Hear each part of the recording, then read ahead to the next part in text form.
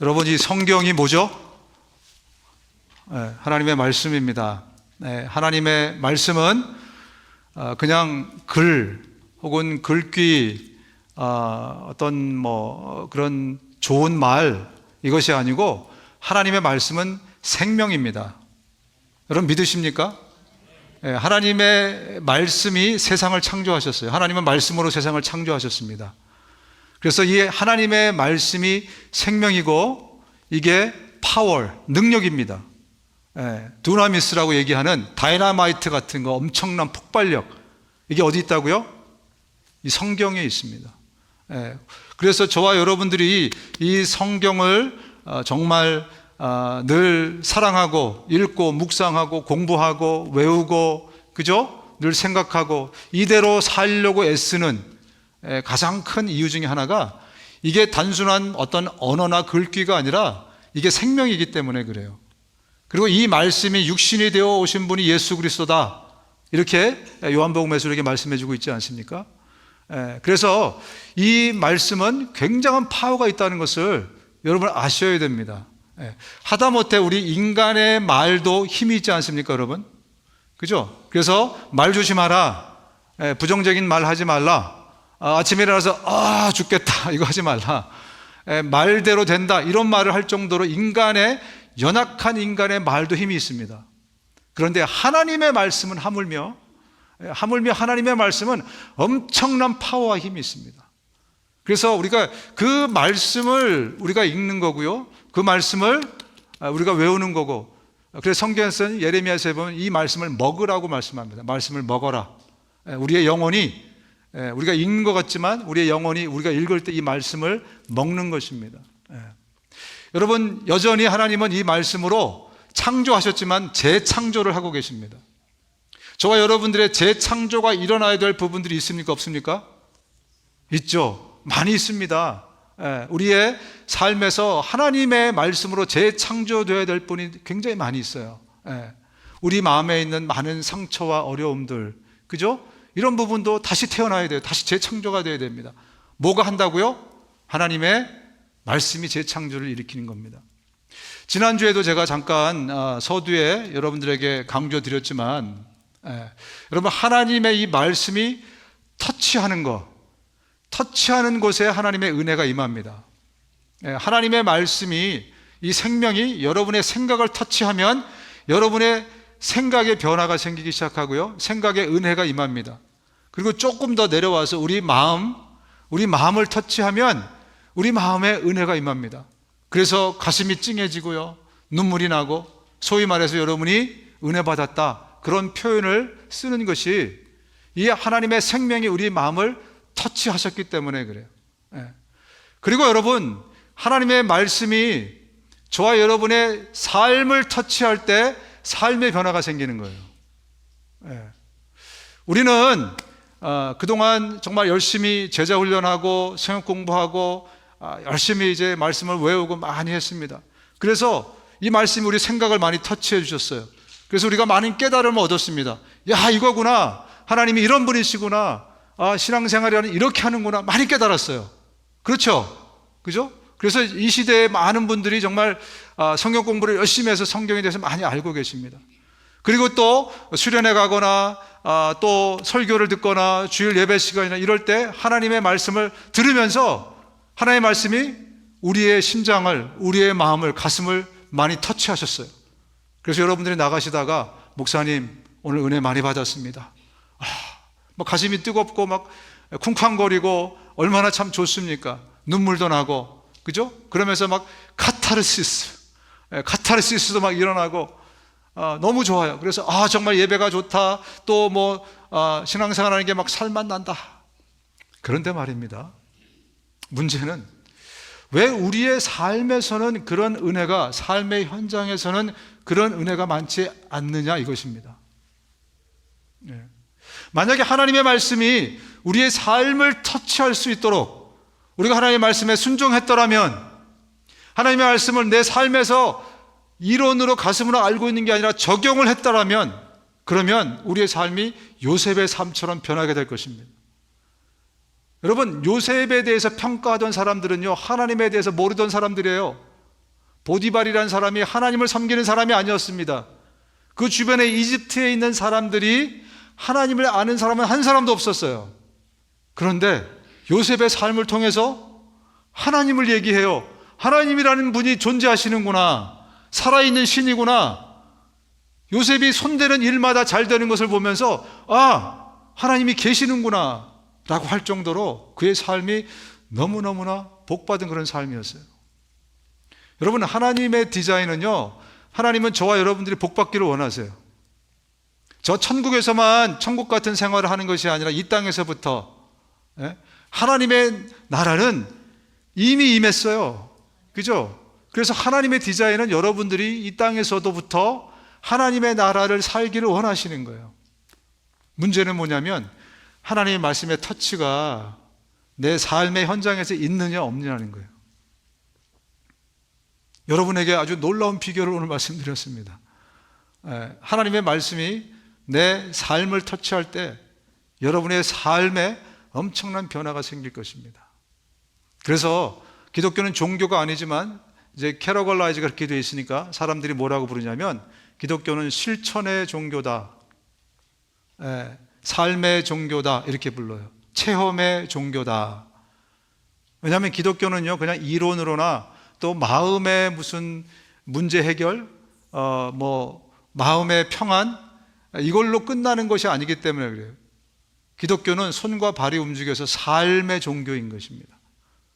저와 여러분들이 정말 삶으로 예수 믿을 수 있기를 주님의 이름으로 축원드립니다. 삶으로 믿음 생활 하실 수 있기를 주님의 이름으로 축원드립니다. 오늘 우리가 함께 좀 깊이 있게 나누고자 하는 말씀은요, 우리 그리스도인에게 가장 현실적인 문제를 좀 주님이 주셨어요. 가장 현실적인 문제. 여러분 지금 여러분의 삶에서 가장 현실적인 문제가 뭐죠? 애 키우는 거 현실적이죠. 그죠? 돈 버는 거 현실적이고, 또 건강의 문제 현실적이고, 자녀 문제, 많은 문제 현실적인 문제로 생각하실 텐데, 정말 진짜 우리의 현실적인 문제는요, 영적인 문제입니다. 영적인 문제. 왜냐하면 우리 그리스도인들은요, 영적인 문제가 해결이 돼야 우리의 육적인 문제가 해결되기 때문에 그래요. 영적인 문제가 해결되지 않으면 아무리 육적인 문제가 해결된다고 해도 끝까지 엉키게 됩니다. 그래서 특별히 우리의 영적 전쟁의 문제를 오늘 저와 여러분들이 좀 심각하게 다뤘으면 좋겠습니다.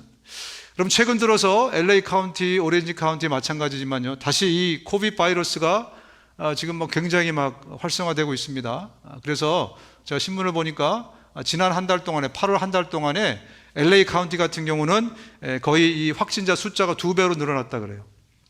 그리고 우리 오렌지 카운티도 지금 굉장히 좀 위험한 상태에 들어가서 우리 교우들도 몇 분들 코비드에 이제 걸렸기도 하고 그렇습니다. 앞으로 우리가 참 조심해야 되는데, 여러분 팬데믹이요 우리의 삶을 굉장히 많이 바꿨죠.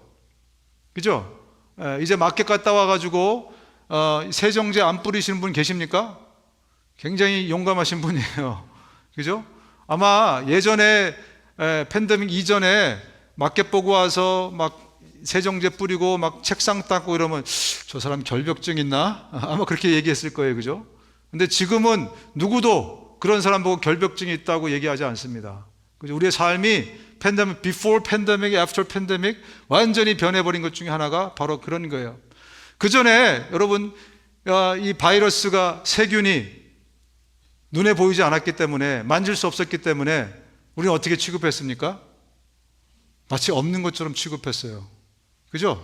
누가 바이러스를 신경 쓰고 누가 마스크를 끼고 누가 손장갑을 끼고 세정제를 준비해놓고 그렇게 살았습니까? 그렇잖아요. 그죠? 근데 이번 팬데믹을 통해서 우리가 뭘 배웠습니까? 만질 수 없다고, 볼 수 없다고, 냄새 맡을 수 없다고 존재하지 않는 게 아니구나. 그것도 엄청난 파워를 갖고 있구나. 우리가 이거 무시하고 살다가 죽을 수도 있겠구나. 여러분 다 그렇게 깨닫지 않으셨습니까? 실제로 이번에 사망자가 엄청나게 났잖아요. 그죠? 그 어떤 인류 역사의 전쟁보다도 훨씬 많은 사람이 이 팬데믹 때문에 사망을 했습니다. 여러분, 영적으로도 마찬가지입니다. 우리의 영의 세계가 우리의 영혼이 보이지 않고 만질 수 없고 냄새 맡을 수도 없고 느낄 수 없다고 영적 세계가 없는 겁니까, 여러분? 영적 세계는 존재합니다. 그럼에도 불구하고 영적 전쟁, 이 영적 전쟁을 무시하고 살다가는요, 바이러스와의 전쟁을 무시하며 사는 사람처럼, 오히려 바이러스의 전쟁을 무시하며 살아가면 그냥 우리의 육체나 해를 입지만 이 영적인 세계를 무시하고 살아가다가는, 영적 전쟁을 무시하고 살아가다가는요, 우리의 영원한 생명의 치명상을 입습니다. 여러분, 영적 전쟁은요, 우리의 일상입니다. 지금 현재도 우리의 삶에서 영적 전쟁들이 막 일어나고 있어요. 우리의 삶에서 바이러스의 전쟁이 지금 일어나고 있습니까? 안 일어나고 있습니까? 누구도 부정할 수 없을 겁니다. 그것처럼 눈에 보이지 않지만 지금 또 영적 전쟁이 바이러스보다 더 활발하게 전에도 그리고 지금도 일어나고 있다는 거예요. 우리가 몰랐을 뿐이에요. 팬데믹을 통해서 바이러스는 발견했지만 영적 전쟁은, 여러분, 우리가 전에는 잘 의식하지 않고 살았잖아요. 그런데 오늘 주님이 우리에게 말씀해 주십니다. 이 영적 전쟁을 대비하며 살지 않는다면 우리에게 치명적인 그런 아픔을, 치명적인 결과를 저와 여러분들이 갖게 될 거라는 거죠. 마귀는 지금도 어떻게 하면 이 영적 전쟁을, 이 바이러스는 어떻게 하면 이게 인간의 몸속으로 들어갈까, 그렇게 전쟁을 벌이는 것처럼 마귀는 지금도 그렇게 영적 전쟁을 활발히 지금 준비하고 호시탐탐 노리고 있는데, 나는 천하태평이에요. 나는 아무런 관심이 없어. 에이, 설마.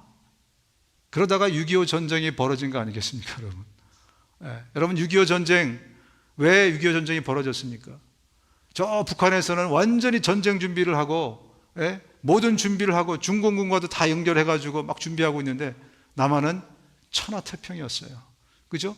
그날 6.25 전쟁이 벌어질 당시에도, 그날 포탄이 날아올 그 시각까지만 해도 대한민국은 전혀 준비가 안 됐었습니다. 그러다가 6.25가 터지면서 얼마나 많은 사람이 피해를 보고 고아가 발생하고, 그죠? 나라가 망해가고, 얼마나 많은 사람이 죽었습니까? 여러분 중에서도 부모님이나 혹은 친척들, 얼마나 많은 또 어르신들 돌아가셨습니까? 6.25 전쟁 때문에 비참한 것입니다. 영적 전쟁은 이와 같은 거예요. 사탄은 저렇게 다 준비하고 있는데 우리는 천하태평으로 마치 없는 것처럼 무시하면서 살아가다가는 엄청난 피해를 저와 여러분들이 입게 된다는 거죠. 영적으로 죽어있는 사람들, 어두움에 속해 있는 사람들이라고 부릅니다. 영적으로 살아있는 사람들, 저와 여러분처럼 영적으로 다시 태어난 사람들은요, 이제 빛에 속한 사람들입니다. 이 빛에 속한 사람들은 영적 전쟁이 현실입니다. 실전입니다. 이것이 날마다 우리 삶에서 일어나는 일입니다. 이것을 오늘 본문에 데살로니가 교회 교인들에게 바울이 설명하고 있는 거예요. 오늘 우리가 읽었던 본문으로 다시 들어가겠습니다. 자는 자들은 밤에 자고 취하는 자들은 밤에 취하되 우리는 낮에 속하였으니 정신을 차리고 믿음과 사랑의 호심경을 붙이고 구원의 소망의 투구를 쓰자. 여러분, 호심경이 뭐예요? 투구가 뭡니까? 전쟁할 때 쓰는 도구입니다. 갑자기 왜 바울이 이런 용어를 썼을까요? 데살로니가 교회 교인들이 지금 영적 전쟁에 있음을 다시 리마인드 시키고 있는 것입니다. 그래서 호심경이라는 것은 이 가슴에 붙이는 플레이트예요. 창이 뚫지 못하도록. 그 다음에 모자를 썼다고 얘기 안 했습니다. 투구를 썼다 그래요. 그죠? 전쟁에 쓰는 도구를 쓰는 것입니다. 그러나 단지 데살로니가 교회 교인들만 영적 전쟁에 있는 게 아니고 에베소 교회 교인들도 영적 전쟁에 있습니다. 그리고 그들뿐만이 아니라 오늘 21세기를 살아가는 저와 여러분들도 우리의 일상이 영적 전쟁이라는 거예요. 그래서 에베소서에 또 이렇게 말씀합니다. 같이 한번 읽어볼까요? 에베소 6장 11, 12절입니다. 시작. 마귀의 간계를 능히 대적하기 위하여 하나님의 전신갑주를 입으라. 우리의 씨름은 혈과 육을 상대하는 것이 아니요 통치자들과 권세들과 이 어둠의 세상 주관자들과 하늘에 있는 악의 영들을 상대함이라.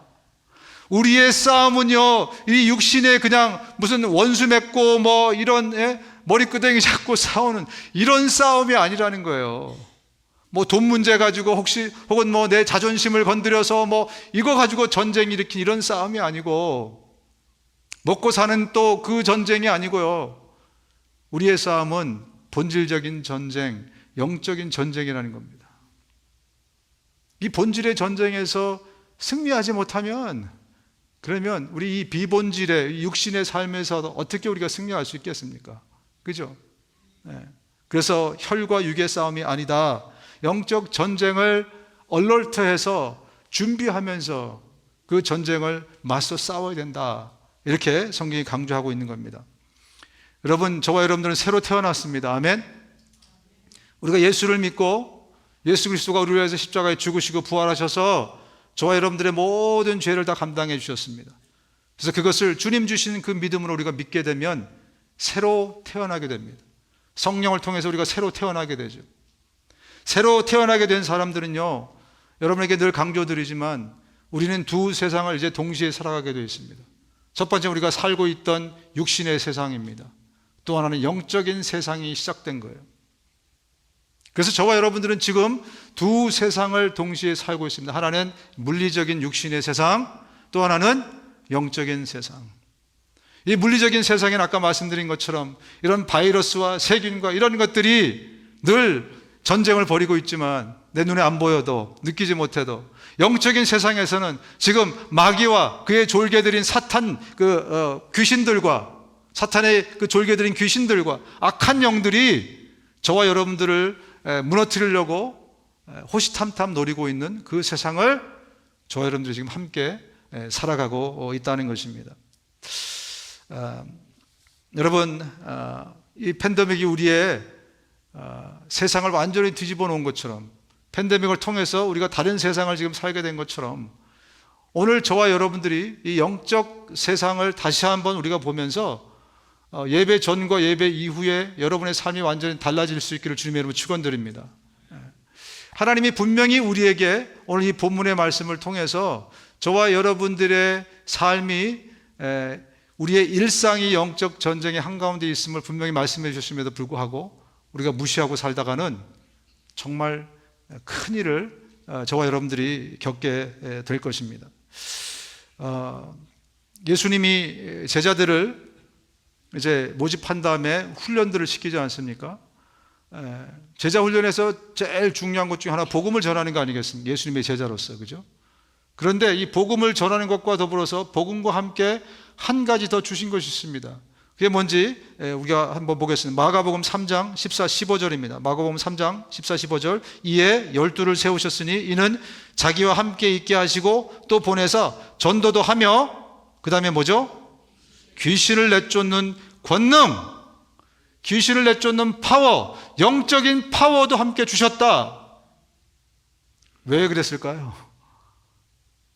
이제 그들이 예수 안에 들어오면서, 죽었던 그들이 예수의 품 안으로 들어오면서 새로운 세상을 동시에 살아가게 되었기 때문에 그래요. 그 세상은 영적인 세상입니다. 그래서 영적인 파워를 따로 주신 거예요. 그래서 귀신을 쫓아낼 수 있는 능력, 마귀의, 사탄의 졸개인 악한 영들을 쫓아낼 수 있는 그 능력도 함께 주셨다라고 성경에 분명히 말씀하고 있지 않습니까? 지금도 선교지에서는요, 굉장한 영적 전쟁들이 아주 과격하게 일어나고 있죠. 그래서 제가 얼마 전에 읽은 아리클에는 인도인가 저쪽 어딘데 선교사님이 타고 있는 차에 화염병을 던져갖고 선교사 가족이 타 죽었어요. 얼마나 엄청난 일입니까? 또 지금도 모슬렘권에서는, 이슬람권에서는 예배 드리는데 테러를 가해가지고 예배 드리다가 막 수백 명이 상해를 입기도 하고 엄청난 어떤 이런 과격한 영적 전쟁이 가끔씩 발생합니다. 우리 삶에서도 가끔씩 들어보면 그러한 일들을 경험하는 일들이 좀 보고가 됩니다. 그런데 그렇다면 마귀는 우리의 일상에서 어떻게 활약을 하는가? 마귀는 도대체 어떻게 영적 전쟁을 우리 일상에서 일으키나? 여러분 궁금하지 않습니까? 마귀는 우리의 일상에서 제일 흔하게 자주 일상에서 하는 일이 뭐냐면 우리의 생각과 마음을 미혹하고 교란하고 흔드는 일을 합니다. 마귀가 하는 가장 일상적인 영적 전쟁은요, 우리의 생각과 마음을 움직이려고 하는, 거기에 틈탈한 일을 가장 일반적으로 마귀가 하고 있습니다.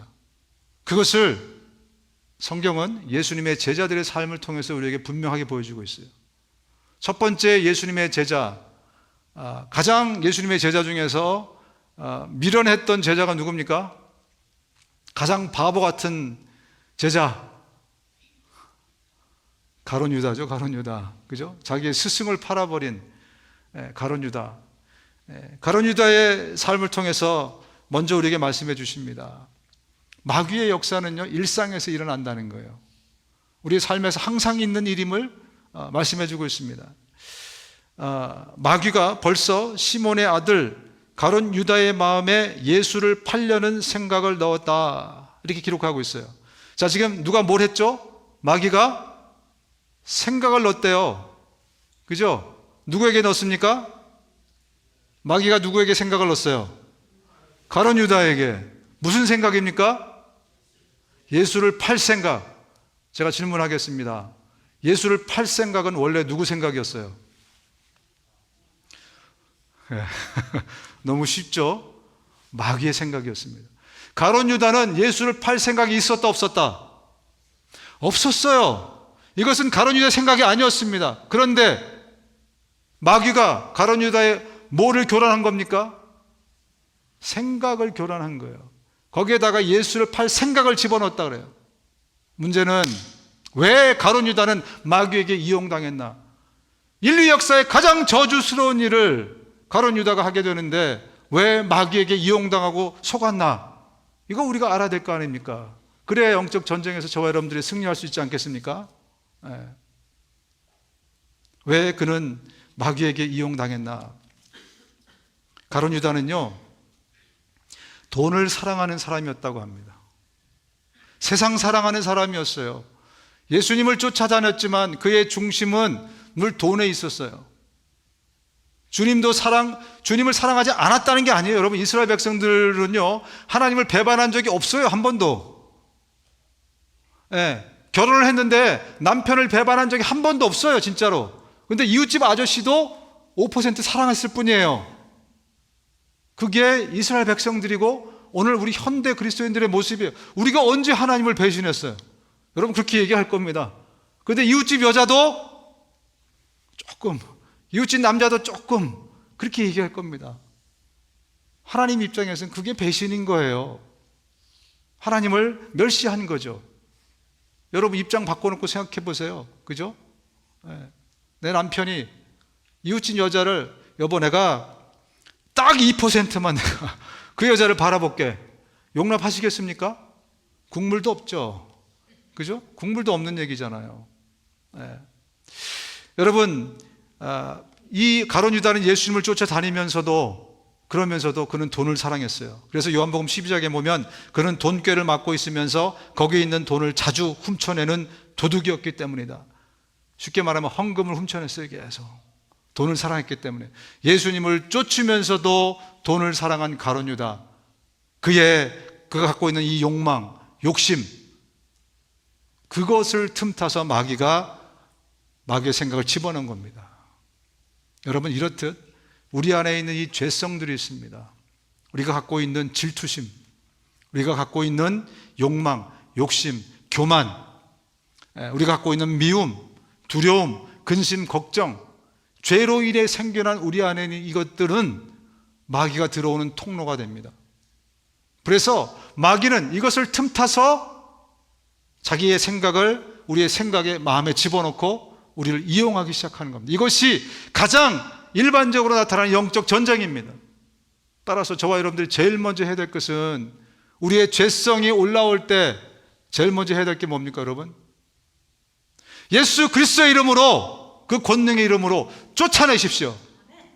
이 악한 생각아 예수 그리스도의 이름으로 명하노니 물러갈지어다. 이 더러운 생각아 예수 그리스도의 이름으로 명하노니 물러갈지어다.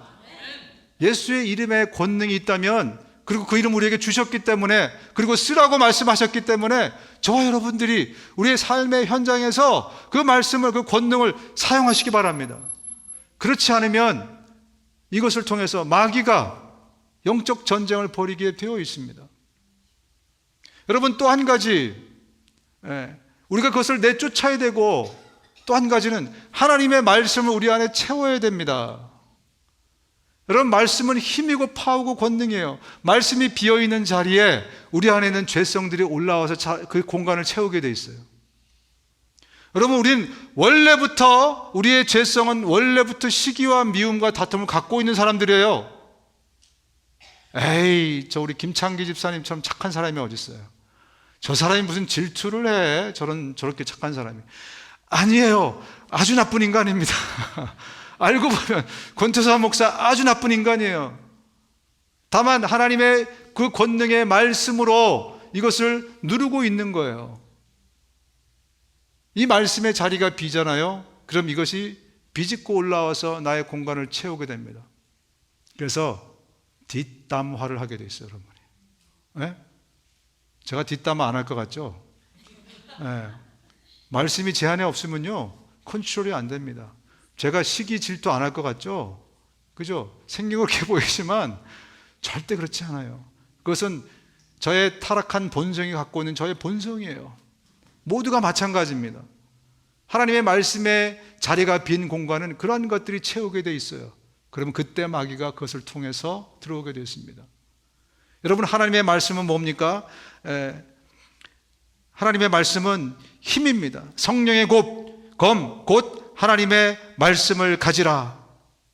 성령의 검이라고 말씀하셨어요. 공격용 무기예요. 이런 것들이 자라올 때 이 검으로 쳐내야 됩니다. 그래서 저와 여러분들이 성경을 열심히 묵상하고 공부하고, 그리고 이 성경을 사랑해야 되고, 예레미야에서 보니 이것을 먹으라고 말씀하고 있어요. 하나님의 말씀을 먹어라. 계시록에도 이 말씀을 먹는 장면, 두루마리를 먹는다고 표현하지 않습니까? 그것처럼 저와 여러분들이 이 말씀을 먹어야 됩니다.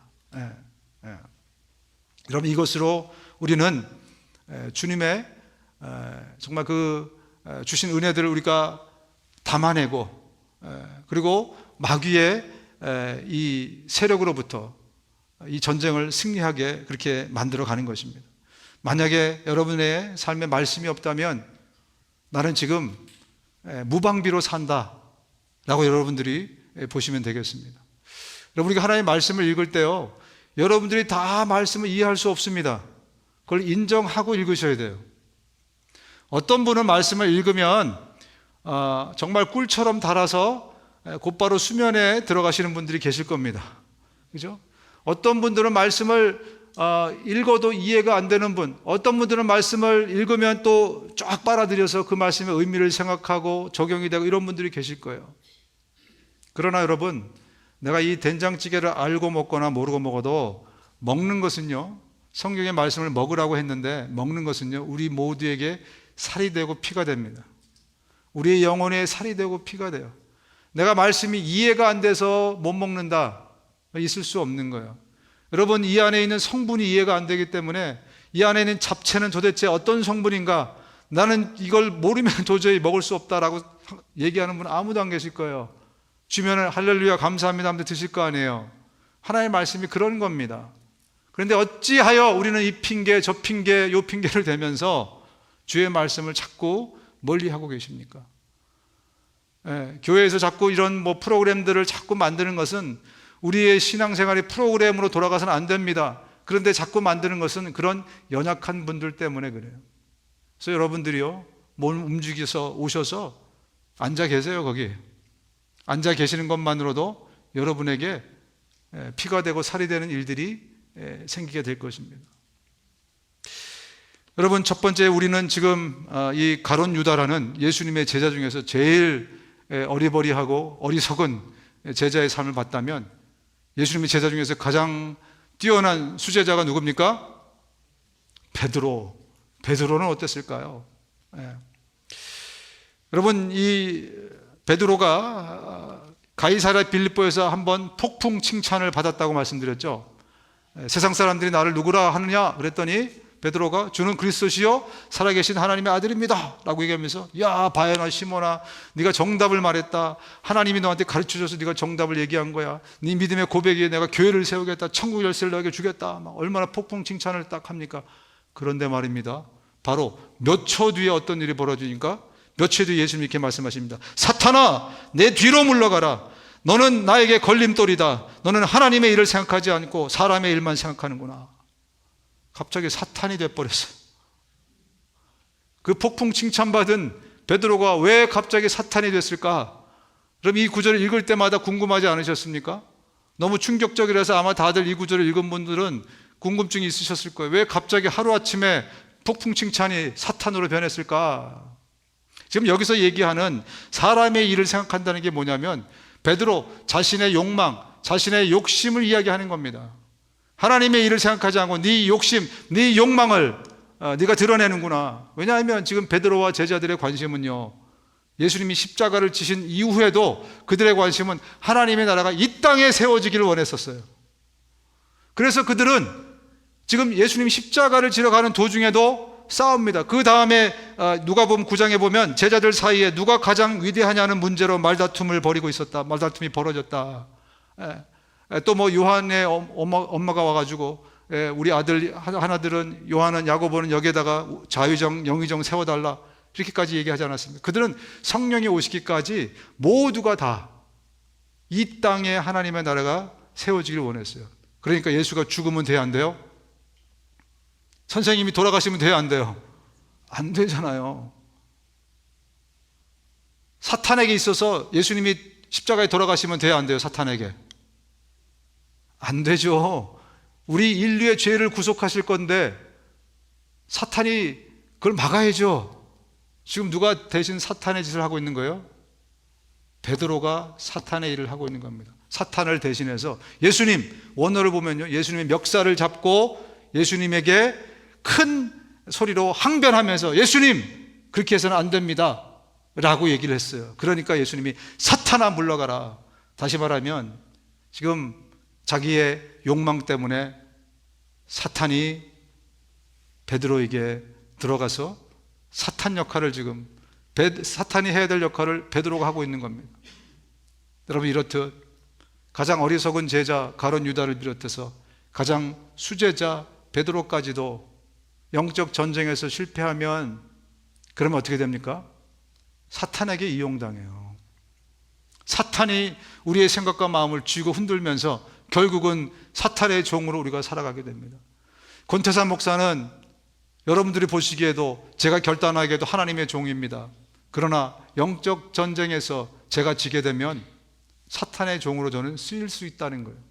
쓰임받게 된다는 거예요. 우리 모두가 다 그렇다는 것입니다. 그렇기 때문에 여러분, 이 바이러스는요, 신분이 높은 사람, 낮은 사람 구별하지 않아요. 바이러스는 돈 있는 사람, 없는 사람 구별하지 않아요. 배운 사람, 못 배운 사람 구별하지 않고 바이러스는 들어오듯이 사탄 역시 마찬가지입니다. 영역이 뛰어난 사람들에게 영적 전쟁이 여러분 일어난다고 생각하십니까? 아니, 선교지에서만 영적 전쟁이 일어난다고 생각하십니까? 나 같은 평범한 사람에게 무슨 사탄이? 아니요, 바이러스와 마찬가지입니다. 그렇기 때문에 저와 여러분들은요, 늘 영적 전쟁을 준비하면서 살아가야 돼요. 이런 악한 생각들이 우리 가운데 들어올 때 예수 그리스도의 이름으로 여러분들이 대항하십시오. 그러므로 여러분은 하나님께 복종하고 마귀를 대항하십시오. 그러면 마귀가 도망칠 것입니다. 야고보서 4장 7절에 나와 있어요. 대항하라고 말씀하고 있어요. 예수 그리스도의 이름으로 하나님의 말씀을 또 채우십시오. 그 말씀의 검을 가지고 이것들을 싹둑 잘라내세요. 저 집사님이 말이야, 참 다 좋은데 왜 그거 하나만 참 고치면 좋은데, 이러면서 마귀의 종이 됩니다. 여러분, 수근수근하고 또 부정적인 이야기하고 남욕하고 또 교만한 마음을 가지고 내가 휘페르테스인 것을, 내가 둘러쓰인 것을 잊어먹는 순간 그 교만한 마음에 마귀가 들어가는 거예요. 그래서 우리의 삶에, 영적인 삶에 변화가 생겨나지 못하도록 늘 베이비 신앙으로 머물게 하는 것입니다. 여러분, 영적 전쟁은 언제 더 치열하게 일어날까요? 주일날, 아니면 주중에? 예. 이럴 때 안전하게 둘 다. 예. 주일날은 하루잖아요, 그죠? 주중은 많습니다. 그리고 마귀가 정말 가장 명확하게 답을 알고 있어요. 여러분, 귀신이 예수님이 이 땅에 오셨을 때 예수님을 처음 알아본 존재가 사람이 아니었어요. 사람들은 아무도 못 알아봤어요. 예수님이 하나님의 아들인 것을 아무도 못 알아봤습니다. 심지어 예수님이 막 내가 하나님의 아들이라고 얘기를 해줘도 못 알아들었어요. 누가 알아봤죠? 사탄이에요. 귀신이 알아봤어요. 그래서 막 군대 들린 귀신도 막 알아봤고요. 또 마가복음에도 보면 성전에 들어갔는데 귀신이 알아보고 당신은 하나님의 아들이라고 그러고, 귀신은 다 알고 있어요. 우리 신앙 믿음 생활의 핵심이 은혜 받는 게 아니고 순종하는 거라는 것을 귀신이 다 알고 있습니다. 아무리 은혜 많이 받아봤자 소용없는 이야기라는 것을 마귀가 제일 잘 알아요. 그렇기 때문에 귀신은요, 주일날 은혜 받는 데 역사하는 것보다 주중에 우리가 삶으로 순종할 때 더 역사합니다. 순종 못하도록. 은혜 받는 건 내버려둬. 막 가슴이 뜨거워지고 울고 불고 막 하나님 사랑합니다. 오케이, 내버려둬. 근데 실천하려고 그러면 마귀가 그냥 단 하나라도 말씀에 순종하지 못해. 왜? 그때 파워가 진짜 일어나는 거거든요. 그때 진짜 은혜가 일어나는 거거든요. 그러니까 내버려 두는 거예요. 그래서 그때 방해하는 거예요. 그래서 주중에 마귀가 훨씬 더 역사를 합니다.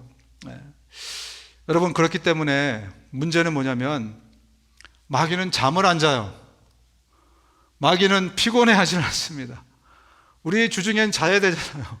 그죠? 쉬어야 되잖아요. 우리 인간의 육체는 한계가 있지만 마귀는 졸지도 주무시지도 않습니다. 하나님처럼 늘 24시간 우리를 공격하려고 하기 때문에 우리의 힘만으로는 영적 전쟁을, 내 힘만으로는 영적 전쟁을 주중에 이겨낼 수가 없어요. 그래서 우리는 기도해야 됩니다. 기도는 하늘의 신령한 힘을 공급받는 통로예요. 하늘의 은혜와 하늘의 놀라운 영적 힘을 공급받는 통로가 바로 기도입니다. 여러분, 단순히 기도는 하나님 뭐 주세요, 뭐 주세요, 주시옵소서, 내 생활에 필요한 어떤 도구를 얻어내는 간구, 그게 기도의 다가 아닙니다. 그것은 베이비의 기도이고요, 더 넓은 기도의 세계는 바로 하늘의 능력을 다운받는 통로가 바로 기도인 것입니다. 여러분, 이스라엘 백성들이 구약에 보면 전쟁을 많이 하잖아요. 자기 힘으로 이긴 전쟁이 몇 개나 됩니까? 이스라엘 백성들이 맨날 전쟁하는데 자기들 힘으로 이긴 전쟁이 몇 개나 되냐고요? 없습니다. 거의 없어요. 제가 혹시 모르는지 모르겠는데 거의 없어요. 다 하나님의 하늘로부터는 힘으로 이겨요. 하나님은요, 두 가지를 하십니다. 첫 번째, 전쟁하실 때 하나님이 직접 개입하셔가지고요, 하나님이 천사를 보내신지 직접 원수들을 처단하십니다. 천사들이 막 칼 들고 나가서 사람을 죽여요. 그렇게 역사하십니다. 또 한 가지, 전쟁할 수 있는 힘을 주십니다. 근데 뭐가 더 많으냐? 제가 볼 때는 힘을 주신 것이 훨씬 더 많아요. 그래서 저 모세하고 아론하고 훌이 올라가서 기도할 때 여호수아가 짝대기 들고 나가서 싸운 거예요. 당신은 청동기 시대인데 저 아말렉 족속들은 청동기를 갖고 막 싸우는데 이쪽은요 짝대기 들고 싸우는 거예요. 그런데 누가 이겨요? 이스라엘이 이기지 않습니까? 광야에서 출애굽할 때 하나님이 힘을 주시는 거예요. 하늘로부터는 신령한 힘. 왜 힘을 주셨을까요? 하나님, 우리 좀 살려주십시오. 이게 그 하나님 앞에 간구를 상징하는 겁니다. 그래서 이 팔이 올라가면 이기고 이스라엘이 이기고 내려가면 이스라엘이 지고, 처음부터 첫 단추부터 그걸 가르쳐 주셨어요. 그래서 이스라엘 백성들은 자기들의 힘을 안 될 때는 어떻게 합니까? 금식하고 머리에다 재를 뒤집어 쓰고 베옷을 입고 회개하면서 하나님 살려주세요. 미스바에 가서 물을 부으면서 회개하면서 하나님 살려주세요. 그때마다 하늘로부터는 신령한 힘이 그들에게 내려와서 이겨낼, 전쟁을 승리할 힘을 주시는 거예요. 여러분, 기도하십시오. 기도하지 않고 영적 전쟁을 내 힘으로 이기겠다, 이것은 계란으로 바위치기보다 힘든 일입니다. 왜? 사탄은 졸지도 주무시지도 않기 때문에 그래요. 저와 여러분들이 바이러스를 통해서 바이러스의 심각성을 깨닫게 됐다면, 안 보이지만, 만질 수 없지만 엄청난 파워가 있구나, 그래서 우리가 늘 바이러스와의 전쟁을 대비하고 준비하고 또 막으면서 살아가듯이 영적으로도 내가 지금 안 보인다고, 내가 느낄 수 없다고 무시하며 살아가다가는 엄청난 고초를 겪게 될 것입니다. 기도하셔야 됩니다. 기도하지 않으면 주님이 힘을 주시지 않습니다. 여러분, 우리가 은혜에 대해서 제가 자꾸 설명을 드리는데 구원의 은혜는 공짜입니다. 여러분, 인간의 힘으로 얻어낼 수 있는 노력의 대가로 얻을 수 있는 게 아니에요. 그러나 구원 이후에는 공짜 없습니다. 여러분, 성경을 잘 보십시오. 구원 이후에 다른 것에 대해서는 구하라, 찾으라, 두드리라고 말씀하세요. 그냥 주실 것 같으면 왜 그런 단어를 강조하는 거거든요. 같은 말을 같은 내용을 다른 말로 강조하는 거예요. 구하고 찾고 두드려. 열심히 더 높이 하여튼 이런 용어를 써가면서 강조하는 게 뭡니까? 찾으라는 거예요. 두드리라는 것입니다. 기도하시라는 것입니다. 예수님이 이 벙어리 또 귀머거리 된 아이 귀신을 쫓아내죠. 변화산에서 갔다 내려와 보니까 제자들이 헤매고 있어요. 귀신이 그거 하나 간단하게 있는데 못 쫓아내고 있는 거예요. 그래서 예수님이 그 귀신을 쫓아내 주십니다. 그러면서 하신 말씀이에요. 다 같이 한번 읽어볼까요? 시작. 먼저 우리 고린도후서 10장 4절을 먼저 읽어볼까요? 고린도후서 10장 4절 시작. 우리는 세속의 무기를 가지고 싸우는 것이 아니라 아무리 견고한 성이라도 무너뜨릴 수 있는 하나님의 강한 무기를 가지고 싸우는 것입니다. 우리 세속의 창칼 갖고 싸우는 게 아니고 하늘로부터 오는 그 힘 갖고 싸우는 거다라고 지금 말씀하고 있는 거예요. 영적인 전쟁은. 그 다음에 또 그 다음 말씀은 마가복음 9장 29절입니다. 시작. 예수께서 그들에게 대답하셨다. 이런 부류는 기도로 쫓아내지 않고는 어떤 수로도 쫓아낼 수 없다. 왜 기도라는 것을 여기다 집어넣으셨을까? 많이 궁금하셨을 거예요. 기도는 하늘로부터는 신령한 힘을 공급받는 통로이기 때문에 그렇습니다. 영적 전쟁은 기도로 하는 거예요. 기도를 통해서 오는 그 힘으로 하는 것입니다. 그래서 기도하라 라고 말씀하는 거죠. 여러분이 얻지 못하는 것은 하나님께 구하지 않기 때문입니다. 야고보서 4장 2절에 말씀하고 있습니다. 여러분, 기말전 제가 강조하는 이유가 바로 여기에 있어요. 영적 전쟁이 가장 기본적인 게 바로 그것이기 때문에 말씀이 없으면요 계속 우리 안에 있는 욕망들이 올라오고 쳐낼 수가 없습니다. 말씀이 칼입니다. 성령의 검입니다. 말씀이 내 안에 있는가? 내가 기도해야 하늘의 신령한 힘들이, 이 영적 전쟁은 내 힘으로 총칼로 하는 게 아니고 세상 것으로 하는 게 아니고 하나님의 힘으로 하는 것이기에 기도하시라고 말씀드리는 거죠. 이렇듯 우리가 구하지 않기 때문에 우리가 없는 거예요. 또 우리가 순종하지 않기 때문에 우리 삶에 하나님의 복이 없는 거예요. 구하고 순종한다면 주님께서 저와 여러분 삶에 행복 가득한 꽃길들을 늘 열어놓으실 것입니다. 때로 우리를 성장시키기 위해서 주님이 시련도 주시지만 결국 하나님의 디자인은 저와 여러분들이 이 땅에서부터 천국을 경험하는 겁니다. 여러분, 이 하나님의 아름다운 마음, 저와 여러분들에게 모든 걸 다 주고 싶은 마음이 오늘 본문의 마지막에 나와 있습니다. 하나님이 우리를 세우심은 노하심에 이르게 하심이 아니요 오직 우리 주 예수 그리스도로 말미암아 구원을 받게 하심이라. 예수께서 우리를 위하여 죽으사 우리로 하여금 깨어있든지 자든지 자기와 함께 살게 하려 하는 것이나, 예수가 이 땅에 오신 이유는 저와 여러분들에게 행복을 주기 위해서 온 것입니다. 저주하러 온 것이 아닙니다. 그래서 대신 죽으셨습니다. 이것을 우리가 복음이라고 이야기하지 않습니까? 하나님은요, 그래서 저와 여러분이 이 행복을 우리만 누릴 게 아니라 우리 주변에 있는 이웃들에게도 함께 나누기를 원하십니다. 아멘? 욕심쟁이 누군지 아십니까? 전도 안 하는 사람은 욕심쟁이에요. 나만 이 행복을 누리겠다고 하는 사람입니다. 여러분, 하나님은 그 누구도 이 땅에 하나님의 형상을 닮은 사람을 보내면서 저주받기로 예정되어서 보낸 사람은 없습니다. 가룟 유다도 마찬가지예요. 예수님이 그를 돌이킬 수 있는 기회를 많이 주십니다. 성경을 보면 많이 주셨어요. 하나님의 형상을 닮은, 형상은 이 겉모습이 아닙니다. 이 중심이에요. 하나님의 캐릭터예요. 주님 닮은 사람 중에 저주받기로 작정돼서 태어난 사람이 이 땅에 아무도 없어요. 그렇기 때문에 하나님은 모든 사람이 다 구원받기를 원하십니다. 하나님께서는 모든 사람이 다 구원을 얻고 진리를 알게 되기를 원하십니다. 근데 하나님이 이 하나님의 사랑을 나누는 통로를 인간으로 쓰셨어요. 가장 지혜로우신 하나님이 가장 미련한 방법으로 하나님의 사랑을 나누기로 작정하셨어요. 차라리 천사를 통해서 하셨으면 될 텐데, 다른 방법을 통해서 하셨으면 될 텐데, 이 미련한 인간을 통해서 주의 사랑을 나누기 원하십니다. 어리석게 보이는 전도의 말씀으로 믿는 사람을 구원하려 하셨습니다. 여러분, 저와 여러분들이 오늘 이제 노방전도를 나가게 되는데, 이 노방전도, 또 우리 노방전도를 하셔야 여러분 삶에서도 관계전도를 합니다. 노방전도를 한 번도 안 해보신 분들은 관계전도도 그냥 생각뿐이지 실천이, 순종이 안 돼요. 그래서 저와 여러분들이 오늘 노방전도를 한 이유 중에 하나도 우리가 마중물을 이제 올리는 겁니다. 펌프질을 할 때 마중물 붓잖아요, 그죠? 그러한 마음으로 여러분들이 가셔서 하나님의 사랑을 나눠주시기 바랍니다. 그러면 하나님께서 역사하실 것이고, 그리고 저와 여러분들이 기말전이 우리의 삶이 될 줄로 믿습니다.